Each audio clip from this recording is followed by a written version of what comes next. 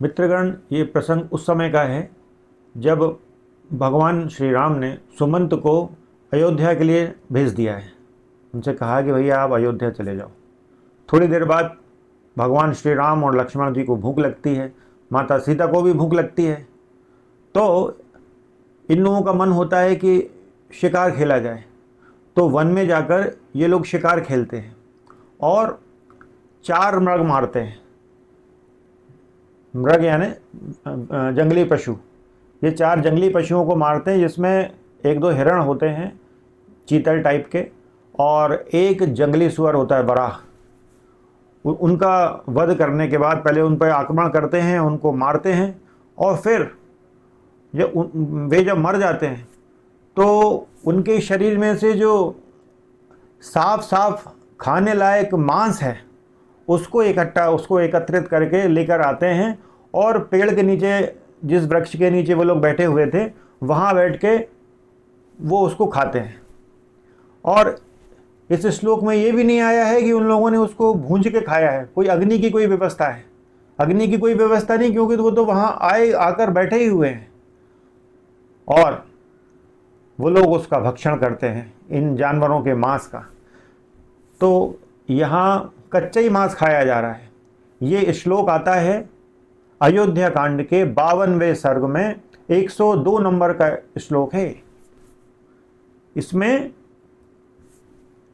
भूंज कर भी अग्नि की कोई व्यवस्था नहीं है, कच्चा मांस खाया जा रहा है भगवान द्वारा। अब ऐसी शब्दावली का प्रयोग राक्षसों के लिए भगवान ने किया है। माता सीता ने और श्री राम स्वयं ने उनको पिशीताशन कहा है बार बार, ताड़का के लिए, मारीच और सुबाहु के लिए, और अन्य जो राक्षसगण हैं उनके लिए इस प्रकार की शब्दावली का प्रयोग किया गया है। तो यहाँ इसलिए हम बार बार कहते हैं कि ये बहुत बड़े स्तर पर मिलावट हुई है। तो ये श्लोक भगवान के लिए कैसे आ सकता है? ये तो संभव नहीं है। इसलिए हमारी जो मुहिम है, इन मिलावटों का हम जो विरोध कर रहे हैं, तो आप सभी से विनम्र अनुरोध है हमारा कि हमारी इस मुहिम में हमारा साथ दें। यदि आप सनातनी हैं, आपको इन बातों से कष्ट होता है, यदि कष्ट नहीं होता है कि ठीक है भगवान ने खा लिया, कोई बात नहीं, मांस खा लिया, कुछ भी खाएं तो कोई बात नहीं, लेकिन यदि आपको फर्क पड़ता है, आपको लगता है कि ये चीज़ें भगवान के लिए अपमानजनक हैं, हमारे सनातन धर्म के लिए अपमानजनक हैं, तब आपको हमारा साथ देना चाहिए। ये जो वीडियोस हम बना रहे हैं, ये जो संदेश फैलाने का प्रयास कर रहे हैं, इसमें, इस कार्य में, इस राम जी के कार्य में आप सभी को हमारा सहयोग करना चाहिए। जय सिया राम।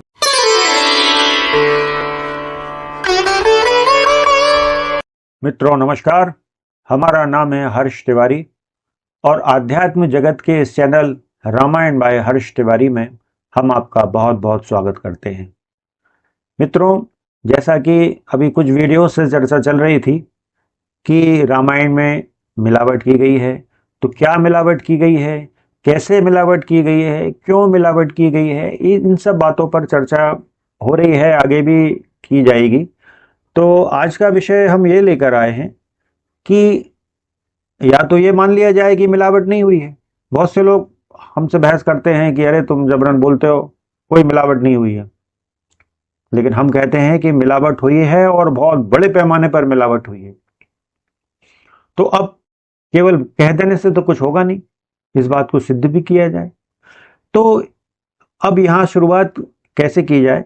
तो शुरुआत ऐसे करते हैं कि पता कैसे चले कि मिलावट क्या है।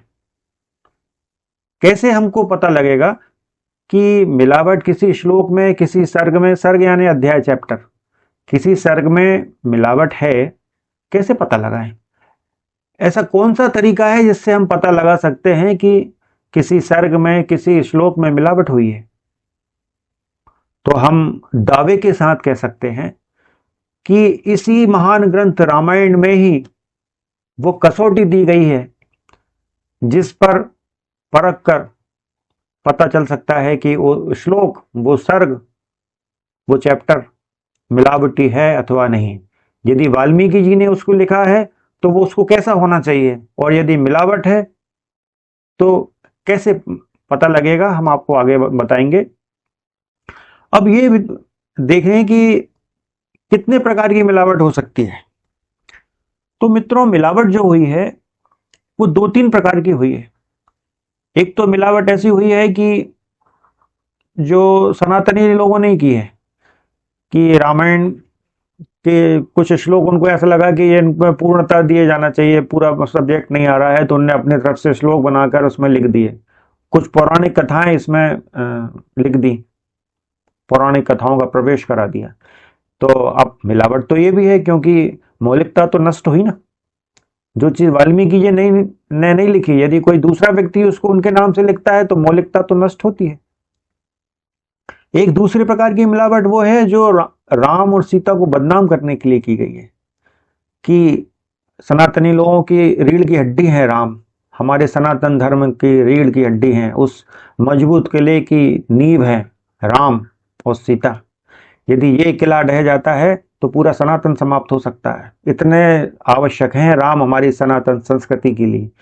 तो बार बार राम को बदनाम करने के लिए, उन पर कुछ छींटाकशी करने के लिए, उनके चरित्र पर आक्षेप लगाने के लिए कुछ शब्द जोड़े गए, कुछ श्लोक जोड़े गए, उनको मांसाहारी बताने के लिए, उनको नैतिक चरित्र से गिरा हुआ दिखाने के लिए, ये सब चीजें रामायण में जबरन मिलाई गई।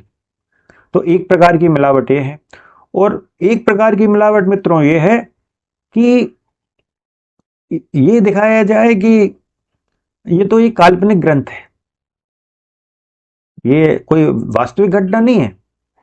वानरों की सेना में इतनी बड़ी बड़ी संख्याएं लिख दो, खरबों की, ताकि पढ़ने वाले को लगे कि अरे ये तो काल्पनिक ग्रंथ है, इसमें कोई दम नहीं है। तो इस तरीके से बड़े बुद्धिमानी लगाकर इन मिलावटों को किया गया है। और इनको समझ पाना थोड़ा कठिन तो है, लेकिन समझा जा सकता है, इस षड्यंत्र को जाना जा सकता है। अनेक श्लोक ऐसे भी आते हैं जिसमें माता सीता के सौंदर्य का वर्णन यदि हो रहा है तो उसको सौंदर्य का चित्रण इतने गलत तरीके से किया गया है कि पढ़ने वाले को कष्ट हो, ताकि लोग इस रामायण से दूर हो जाएं। क्यों रामचरितमानस इतनी प्रसिद्ध हो गई? क्योंकि यदि आप वाल्मीकि रामायण पढ़ेंगे तो उसमें बीच बीच में ऐसे प्रसंग आएंगे कि आपको कष्ट देंगे। भगवान राम के प्रति उसमें बहुत सी चीजें ऐसी हैं कि आपको कष्ट होगा। माता सीता के सौंदर्य के विषय में यदि कोई अभद्र टिप्पणी होगी तो आप कैसे पढ़ पाएंगे? आपको तकलीफ होगी, आपको कष्ट होगा। उसी कष्ट को बार बार देने के लिए वो सब मिलावट की गई है, ताकि लोग इस चुंबकीय ग्रंथ से दूर हो जाएं। रामायण एक ग्रंथ नहीं है, चुंबक है, उससे कोई चिपक जाता है तो निकलना इतना आसान नहीं है। वो इतना शक्तिशाली ग्रंथ है, इतना शक्तिशाली चुंबक है वाल्मीकि रामायण। इसलिए उस चुंबक से लोगों को दूर करने के लिए उसमें ऐसी मिलावट की गई कि ताकि लोगों को पढ़ने में कष्ट हो, कि जब सीता जी के सौंदर्य का चित्रण हो तो लोगों को थोड़ा शर्मिंदगी महसूस हो। तो ऐसा अनेक स्थानों पर आया है, किष्किंधा कांड में भी आया है, सुंदर कांड में भी है, अनेक स्थानों पर है। आप लोग जब उसको पढ़ेंगे तो आपको कष्ट होगा।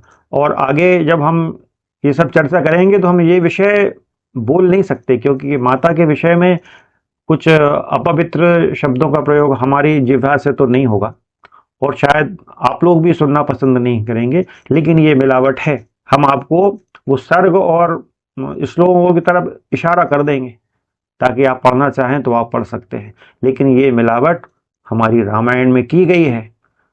तो हमारे शत्रु, जो सनातन शत्रु हैं, सनातन धर्म के शत्रु हैं, उन लोगों ने ये मिलावट की है।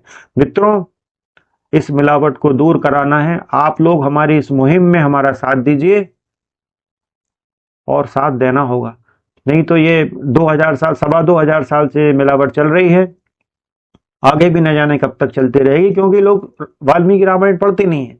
और हमारे शत्रुओं को ये सब मिलावटें बार बार अवसर देती हैं हम लोगों पर प्रहार करने के लिए, क्योंकि इसमें ये सब लिखा हुआ है। जब तक ये मिटाया नहीं जाएगा हम लोगों को बार बार शर्मिंदा होना पड़ेगा। और ये मिलावट कोई मामूली मत समझिए, ये हमारे सनातनियों के चेहरे पर कालिक जैसी पुती हुई है। आगे चर्चा होगी श्लोकों की तो हम बहुत सी चीजें आपको ऐसे बताएंगे कि आपको कष्ट होगा, और कष्ट होना भी चाहिए। यदि आप सनातनी हैं, यदि आप राम प्रेमी हैं, सीता प्रेमी हैं, राम भक्त हैं, माता सीता के बेटे हैं, तो आपको कष्ट होना चाहिए, क्योंकि वो श्लोक इतने कष्टदायी हैं और वो कष्ट देने के लिए ये मिलाए गए हैं। तो मित्रों, आप इस मुहिम में हमारा सहयोग करें, इन वीडियोस को ज़्यादा से ज़्यादा शेयर करें, लोगों तक पहुंचाएं। इन वीडियोस का जो उद्देश्य है, कोई प्रसिद्धि पाना नहीं है, ना धन कमाना है। इसका उद्देश्य है लोगों में जागरूकता लाना है, जागृति लाना, ताकि ये मिलावट को हटाया जा सके। और यदि आपको हमारे वीडियो शेयर नहीं करना है तो खुद के वीडियो बनाइए, हमारे वीडियोस देखिए, उन पर अपने स्वयं की वीडियोस बनाकर डालिए और लोगों को बताइए कि ये मिलावट हुई है। क्योंकि मित्रों, अब बहुत हो चुका है ये, अब इससे समाप्त किया जाना चाहिए। और धर्म के ठेकेदार ये सब नहीं होने देंगे, क्योंकि बड़े बड़े पदों पे ऐसे बहुत से लोग विराजमान हैं, धार्मिक पदों पर, जो लोग बहुत ज्यादा जातिवादी हैं। जातिवाद का जहर भी इस रामायण में घोला गया है, वो भी एक बहुत बड़ी मिलावट है। उस जातिवाद के जहर को हम आगे आगे बताएंगे आपको कि क्या क्या षड्यंत्र हुए हैं। हम लोगों के आपस में लड़ाने के लिए, सनातन को तोड़ने के लिए सारे षड्यंत्र किए गए हैं। इसमें हम सिद्ध करेंगे आपके सामने, आप लोग समझ जाएंगे कि ये क्या हुआ है। और मित्रों, ये ऐसा नहीं है केवल मिलावटी हुई है, अलग अलग प्रकार की कई महत्वपूर्ण बातों को रामायण से हटाया भी गया है। वाल्मीकि जी के विषय में बहुत से श्लोक हटा दिए गए हैं। रामायण का जो प्रारंभ हो रहा है, हमारा ऐसा मानना है कि रामायण जिस प्रथम श्लोक से प्रारंभ हो रही है वो उसका प्रथम श्लोक नहीं है, वो उसका प्रथम श्लोक नहीं हो सकता। जिस श्लोक से प्रारंभ हो रहा है वो श्लोक किसी भी ग्रंथ का प्रथम श्लोक नहीं हो सकता, क्योंकि उसमें दिक्कतें हैं। वाल्मीकि जी के विषय में बहुत सारे महत्वपूर्ण श्लोक हटा दिए गए हैं, ताकि वाल्मीकि जी की जो कथा है, वास्तविक कथा सामने ना आ सके।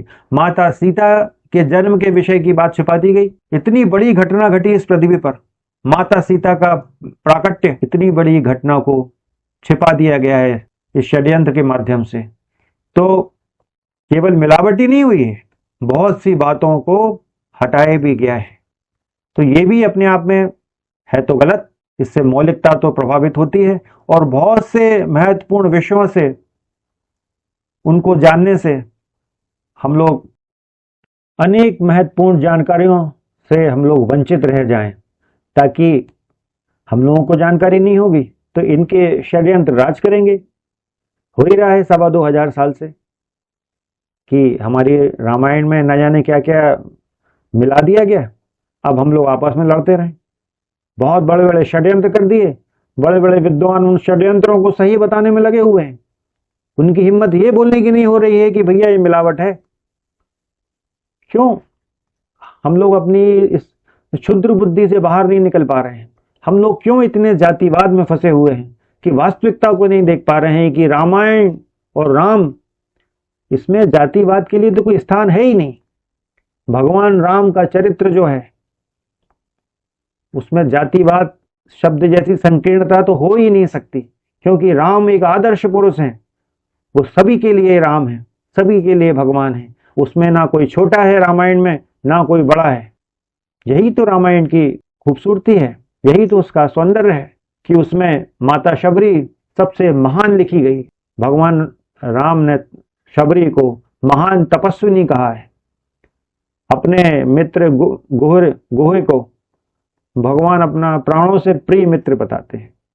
निषाद राज गुहे को भगवान बार बार उसको, निषाद राज गुहे को गले से लगा लेते हैं, कहते हैं कि अरे ये तो मेरा प्राणों से प्यारा मित्र है। ऐसे राम को जातिवादी कहा जा सकता है?